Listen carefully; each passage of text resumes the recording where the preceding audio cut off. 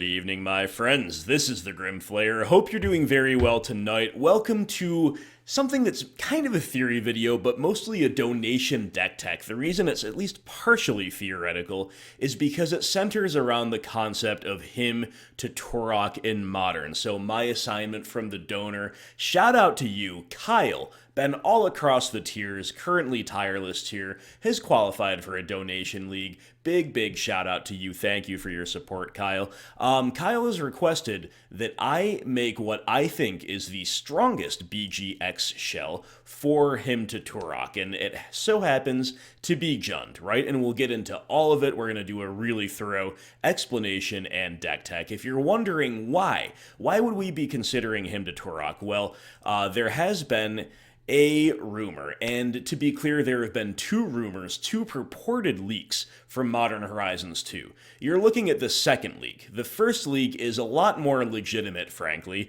and a lot more modest, a lot more likely to be true, in my opinion, as in the opinion of the community at large. But there is a second leak that kind of came out in the month of April on the heels of the first leak, and you see here, him to Tourach is part of that leak. Now, just to be perfectly clear, if you look at all these comments on this Reddit thread, basically most people are pretty much agreeing that whether they or not they think him would be cool in Modern, they do think it is very unlikely that this has credibility, and I happen to agree. Nevertheless, I have talked about him potentially entering the format before, and it's going to be a really cool thought experiment, and it's going to keep us one step ahead of the meta if we do, in fact, get him in Modern Horizons 2. So that's what we're talking about here. We are saying, okay, if him to Tourach enters Modern, we obviously want to play it in black-based midrange, and I think it's playable in any black-based midrange shell. But what is the best shell and why? That's what we are here to discuss. So it is Jund.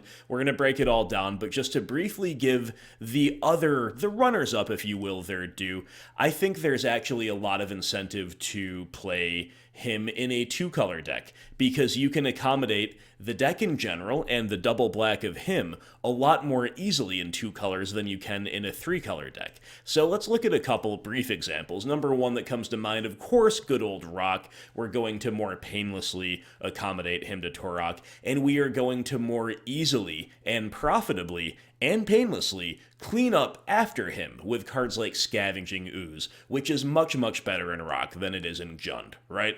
And of course, cleaning up the back half, cleaning up after him, I should say, so the opponent doesn't get any value out of the discard that is otherwise depleting them at random. Definitely a huge incentive to playing him in the Rock. Let's also talk about Rakdos for a second. How about going turn 1 discard or bolts, into turn 2 him to Tourach, into turn 3 Blood Moon. Maybe you even him your opponent's basic lands away. Whether or not you do that, you're able to stick Blood Moon. You've got a very focused, very hateful plan that allows you to attack on a unique dimension. And then, of course, you finish up with the Rakdos mid-range plan. More depletion, big threats, you know how that goes, a decent clock. And then finally, I would like to give an honorable mention to the Smallpox strategy, which would put us into Orzhov for the synergy with Flagstones of Trocare and Lingering Souls. But can you imagine the extremity of depletion to which we would go with Smallpox alongside him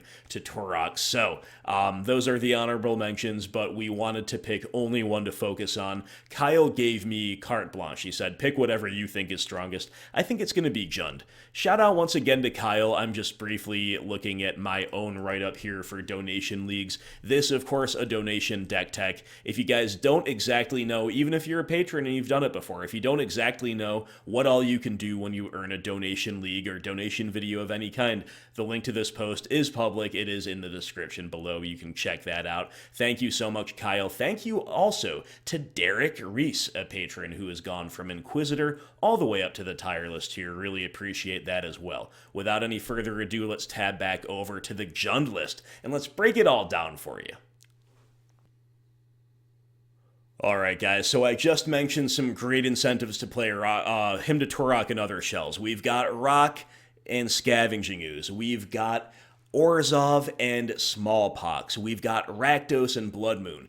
Jund cannot accommodate any of those very well, and it is also just a 3-color, more painful, less consistent deck than any of the above, so why are we forcing him into Jund? Well, because I do think it is the most powerful shell. Reason number 1, Jund is just already kind of head and shoulders above the other mid-range decks aforementioned as far as raw power goes, and while Hymn to Tourach will gas up and power up any of these black-based mid-range decks that we've covered, and then some, we're kind of starting, ahead in the race if we put it into Jund. So why not? Why not pick the most broadly powerful shell with the most broadly powerful cards? But it's not just simply that. It's not just saying, well, these cards are the strongest and therefore it's the best. There are actually a wide variety of incentives here. So him is going to make any black-based mid-range card better alongside it.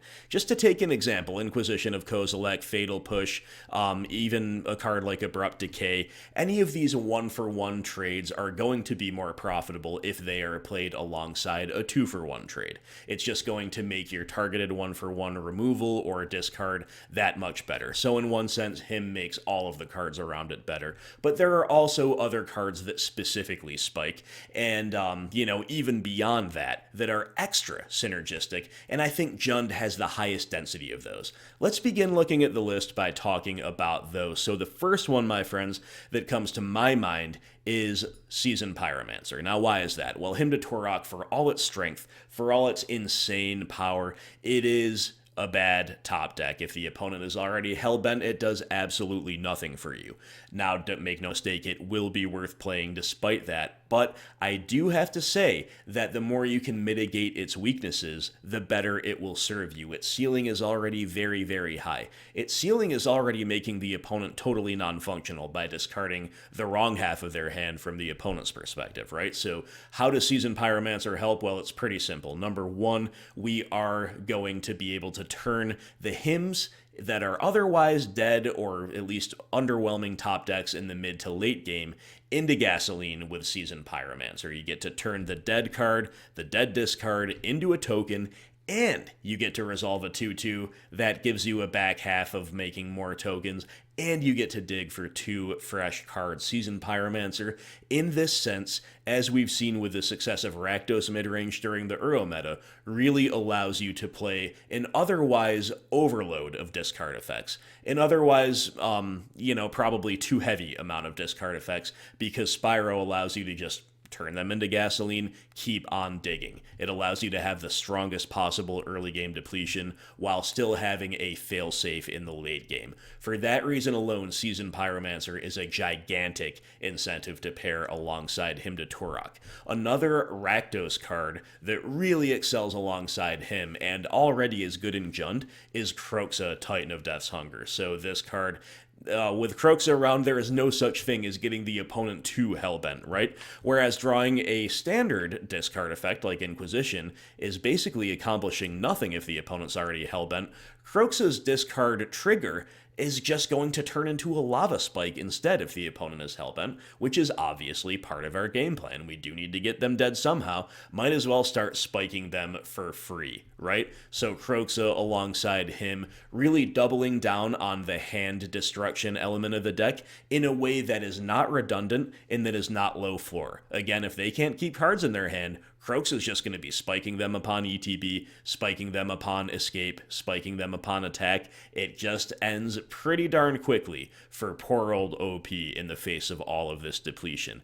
But there's more. So far you might be saying, I agree with all that, but why not just play Rakdos, play a more streamlined deck, play maybe some Blood Moons if you want? Well, that's because there are a lot of incentives, perhaps equal incentives to play green. I'll point them out here. Tarmogoyf. Tarmogoyf is incredible alongside Hymn to Tourach. Sometimes you want to play Goyf on turn 2 and then him on turn 3. Sometimes it'll be the reverse order. It'll all depend on what you know about their hand, what you know about their deck, what other cards you have in hand to supplement your game plan. But no matter how you slice it, and no matter how you sequence it, Tarmogoyf is going to get huge off of Hymn to Tourach. If the opponent knows they're facing down a Tarmogoyf sooner or later, and you're playing non-targeted discard like Kroxa, maybe they will pitch something that does not grow the Goyf quite as much. And Also something that they don't need so much. With him, they can control nothing. And they're discarding 2 cards. Inevitably, Goyf will become gigantic, and as much as it is really nice to double, triple, and quadruple down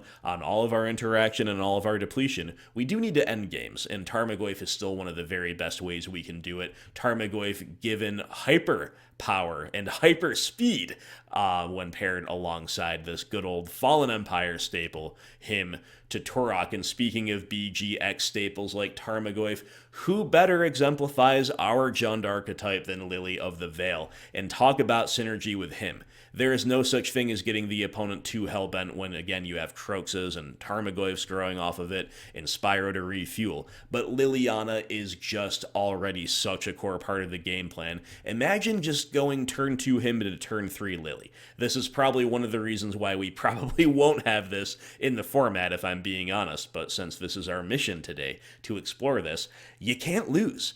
If you end up having to edict, the fact that you hymned before edicting means that the opponent is not going to be able to overwhelm Liliana after the fact. You're going to X for 1 them into oblivion. Maybe they have picked too many lands to double spell and go wide against Liliana. Maybe they simply lost 2 creatures to him, and then the only one they got to resolve gets edicted by Liliana. Or maybe they're not playing to the board at all. And then you just get to -2 their hand with a hymn, followed by another -1 to their hand with Liliana and a Planeswalker left on 4, threatening to ultimate very soon. Either way, it is great, and either way, him will clear the way for Liliana and help her really start burying the opponent. Because again, as good as these 1-for-1 trades are, and even as good as the 2-for-1 trade is with him, it's really when we start sticking a permanent and accruing value over multiple turns unanswered that we really start slamming the door on all but the nuttiest of top decks. The other incentive here, though, before we go off of the real cards that spike in Jund, in the context of him, is Veil of Summer. Now, notice that we do not have any Bloodbraid Elves. I'll get into that in a little bit, but Veil of Summer, notoriously a bad cascade off of Bloodbraid Elf, but an insanely powerful card otherwise. Remember that if we're playing him to Tourach, so will some, at least, of our opponents. Therefore, a bloodless Jund list able to avail itself of Veil of Summer. Sorry for the bad pun, had to do it to you. And that, of course, is pretty nutty. Imagine being on the draw. Imagine your foolish opponent trying to him to Tourach you on turn 2. Well, you get to fetch a shock land, you get to veil their him, and then you get to untap and him them right back. How about a couple of 2-for-1s before the turn 2 cycle is even closed? You love to see it. So anyway, my friends, the final card that I'll mention here that really spikes alongside him to Tourach, I think, is Klothys, God of Destiny. Because him to Tourach is just going to clear the way for her, is just going to really deplete the opponent, slow them down, put a lot of things into the graveyard. Klothys fills the Scavenging Rules Ooze role, mentioned a minute ago when talking about Rock. She is going to clean up after him to Tourach, prevent the opponent from getting too much value out of your depletion. And Klothys in general, on curve, especially when you've already 2-for-1 the opponent, is just going to be GG. It's just going to be too much to handle against a lot of the fair decks. Maybe the few answers they pack that can deal with the Klothys will get himmed away. Even if they're not, they'll be scrambling to deal with her. Many decks cannot even answer her at all. I do think she's main deckable in some metas as a one-of in Jund, but she will become more like a staple one-of in the main deck, I think, alongside this theoretical inclusion of him to Tourach. So all the other cards are still good, and a lot of them benefit from him in more, moderate or more subtle or more generic ways. But those are the cards to me that really stand out as being must-haves alongside him in this Jund list. Alright, so let's talk about the rest of the 60, kind of the supporting cast, if you will, but again, they're all just great Jund cards, great Jund staples. I'm on 23 lands, and it really could be 24. My first draft had 24, and only 2 Wrenn and Six. I consider that a flex slot. We'll talk a little bit more about that when we get to Wrenn. But for now, I wanted to say, okay, we're not playing Bloodbraid Elf, we're not playing any 4-drops whatsoever in the entire 75, besides maybe a one of Obstinate Baloth. Now, I wanted to bring you a really streamlined main deck and a really techie sideboard. Basically, following a very coherent, strong strategy here. Obviously, you could build this 1,000 different ways. I didn't want to get too techy with too many one-ofs in the main deck. In this, I reserved that a little bit more for the sideboard, right? Just to show you the full wealth of possibilities, knowing that the sideboard will be radically different based on the meta, but the main deck, at least the structure of it, I think is pretty much what you want to be doing. Anyway, to go back to zeroing in on the land base, 23 lands, because we don't have any 4-drops really to cast. That in and of itself makes me think, even though my first instinct was to play 24, maybe we should play 23, just get a little bit more spell dense, a little bit more threat dense. We won't need to if everything lines up, but everything won't always line up. Flooding is still definitely an issue. Having not enough spells is definitely still an issue.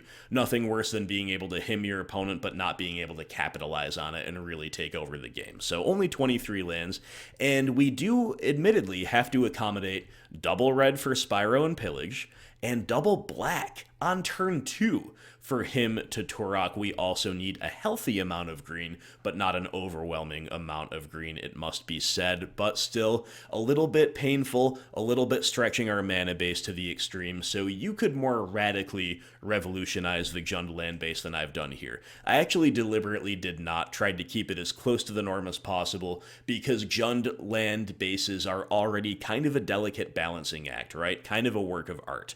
And it's all when we're adding an additional strain to them. So I don't want to go too crazy here, but we do have to accommodate all of this stuff.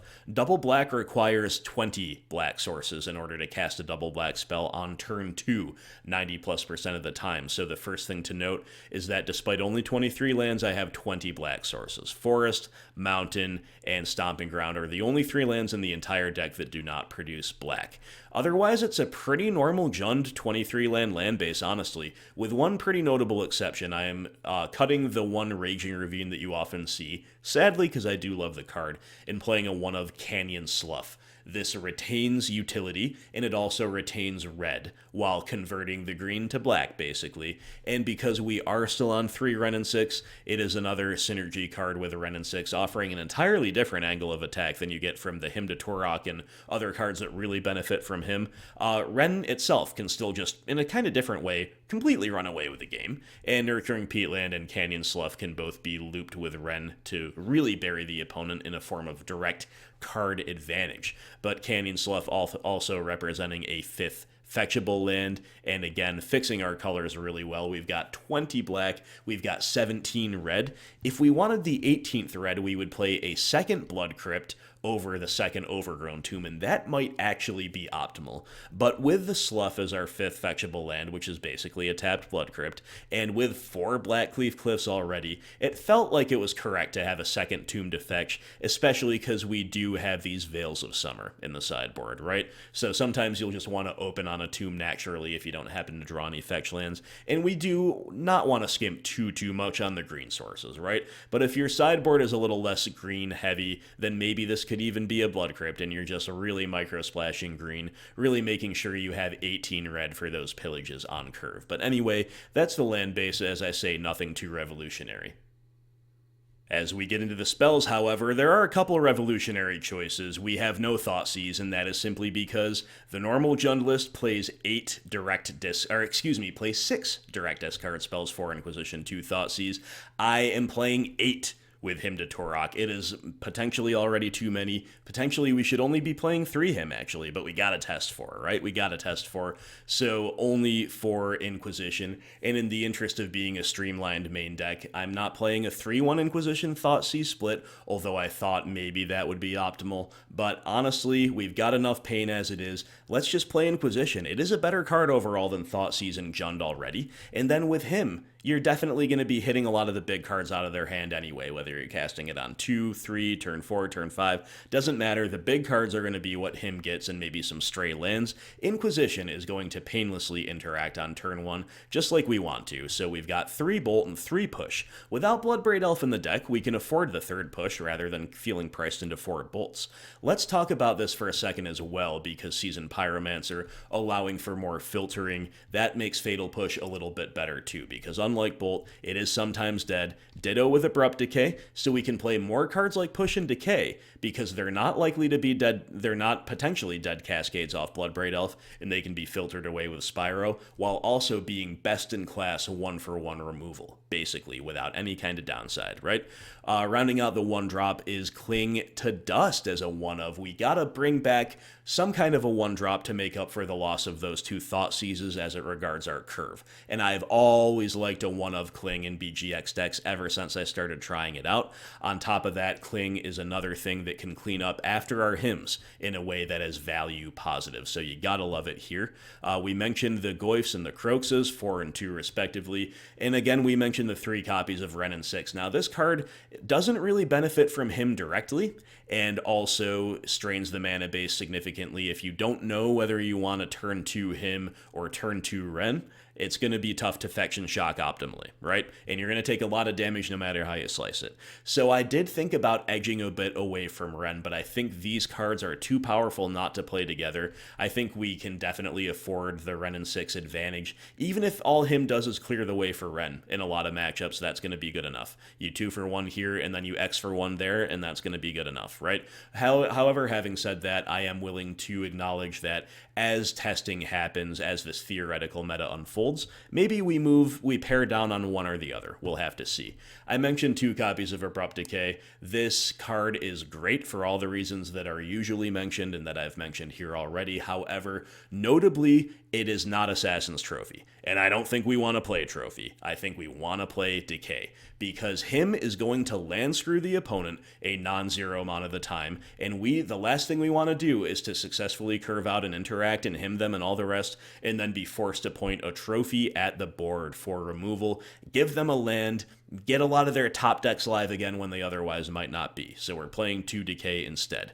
We mentioned 4 Lily, 4 Spyro, you gotta love that. We mentioned the 1 of Klothys, and then we're just rounding out the 75 with 1 each of Maelstrom Pulse and Kolaghan's Command. And as the meta dictates, you can maybe play 2K Command and no Pulse. Maybe you can even replace one of these with a second Klothys. I wouldn't hate that at all. But I think in general right now, and in most theoretical metas, playing 1 each of these gold cards to round out the 75, totally fine. And moving on to the sideboard, we already talked about a few of these cards, but let's talk about the ones that I think are the most nailed on. So we have 2 copies of Ashiok Dreamrender and 3 copies of Pillage. I could frankly have included these in the opening deck tech section where we talked about the cards that are extra good with him, because as we say, him is going to get lands out of the opponent's hand a non-zero amount of the time. If you're land screwing them with him on T2 into Pillage T3, that is often just going to be basically lights out as long as you have any kind of follow-up.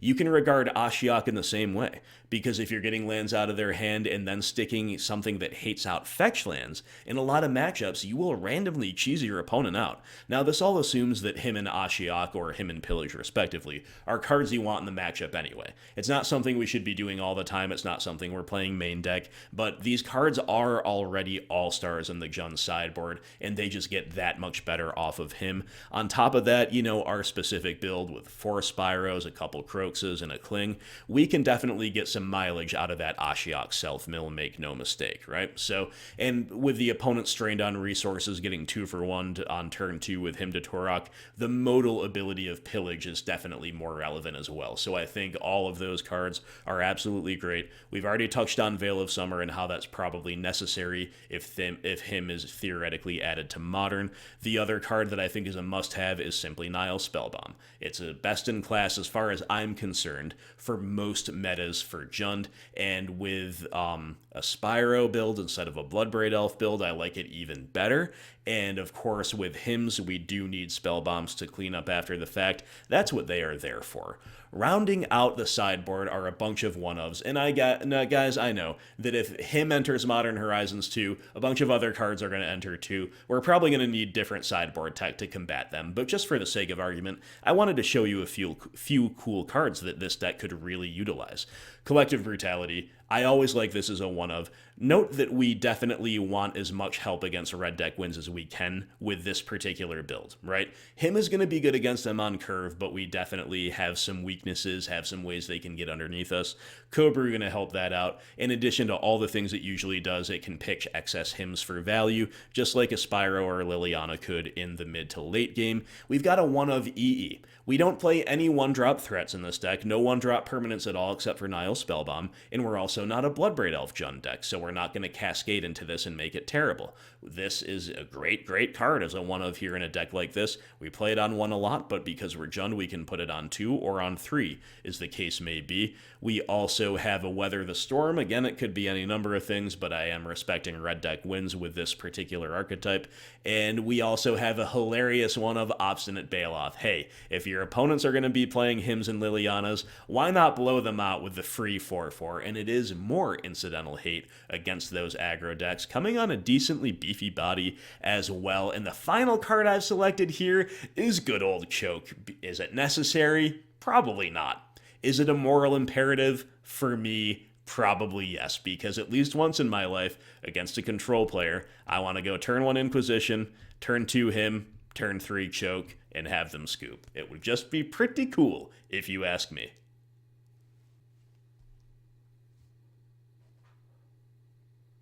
Alright guys, so I could talk for hours and hours about this truly, especially if we were breaking into the idea of him in other archetypes that I touched on briefly, but I won't because I want to strike a balance here. I want to make this broadly accessible. You know, I don't want to record a 45-minute deck tech that not as many people will watch. I want this to be a popular and interesting and entertaining video that's not overly long. At the same time, I really wanted to give Kyle the donor a lot to sink his teeth into, a lot to consider here, and for those of you who like the really long stuff, who like the nuance, I wanted to give you a lot of things to discuss and to think about. And that's what the comment section is for, guys. Of course, please do let me know how you would build him to Tourach into BGX, whether it be Jund or whether it be anything else. If you think another shell is better, link that below. Hit me up with a list. I'll have a look at it. So thank you once again to Kyle for your generous support and for this incredible idea. I had so much fun brewing him to Jund. Can't even tell you, my friend. Big shout out to you. And who knows, maybe there is a chance that we get it in MH2. You never know. Thank you again to Derek Reese from going from Inquisitor to Tier List here. We love to see that. Thanks to all Patreon supporters and all viewers. I will see you guys in the comment section below. And in the meantime, let me know what you think about him to Tourach in Jund as I've presented it here. Leave a thumbs up. Please hit subscribe if you haven't done these things already, and I will see you for the next video.